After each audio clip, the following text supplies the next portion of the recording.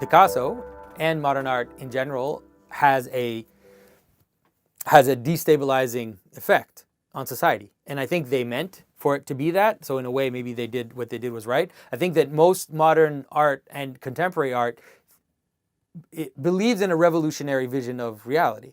That our purpose is to bring about revolutions, to destroy the status quo, to destroy the existing order. And I think that Picasso was a communist. I mean, he was a communist pretty much his whole life, even when it became embarrassing maybe to be so. And a lot of the modern artists were either communists or fascists. The futurists were straight on fascists. They wanted to burn the old system down and set up a totalitarian system of art too. A totalitarian system of art. We have artists who were totalitarian in their artistic vision. We don't tend to want to see them that way now for some reason. But a lot of the abstract artists especially the Russian abstract artists, had a totalitarian vision of reality, and a lot of modern designers were very totalitarian. Some modern architects would say things like, I wish I could design the people in my house, or I wish I could nail the chairs to the floor, so that I could control. That sounds like excess order. Exactly everything the way it is. Okay, and so you have these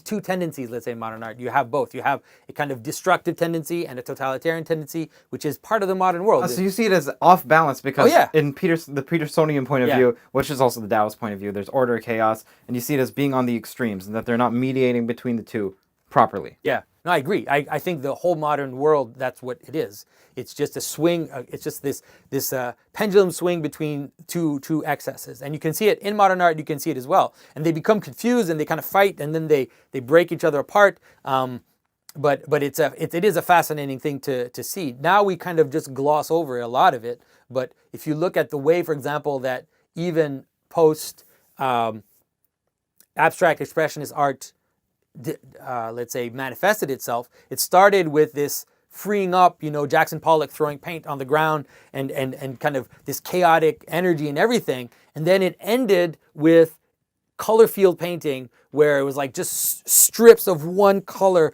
and you couldn't do anything else. Like it was completely, everything was controlled in these extremely tight boxes of what you could do. And I saw this painting that was just white with one speck of red. Do you know that painting? I forget. It's a very famous painting. I don't know which painting you're referring to. But with that, okay, just imagine a blank canvas. Yes, I can imagine that. And then just some splotch of red in the corner. Yeah. And then it sold for millions of dollars. Yeah. Is that contemporary? Yeah, well, it depends. It could be. It would probably be we probably considered modern or late modern, you could say. Contemporary art tends to be more cynical, and will take modern conventions and be more playful about them, and will create a kind of parody. For example, German artists like Richter, who is an abstract artist, but his abstract art is considered to be a kind of parody of abstract art, where it's almost like a comment on abstract art. It's not directly abstract art. It looks like abstract art with a kind of weird photo lack of focus in it. And there's a lot of neo-abstract artists who are actually, there's a kind of weird cynicism to what they're doing. But it gets very confusing. Contemporary art right now is just a giant ball of anything. It's very difficult to know. Is there postmodern? Or is it just postmodern? I think no. I think that we have.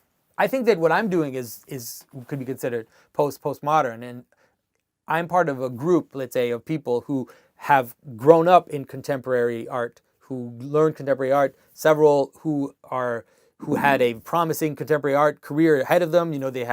They were in galleries. They had different scholarships and everything to big schools. But then they kind of came to the end of the carnival. And at some point, the carnival has to end. At some point, you've eaten enough pie, and you've had enough. Enough pizza. Had enough pizza. Exactly. You had enough sugar and blinking lights. And so, what ends up happening is a rediscovery of what I would call traditional art, and I see that. You see that.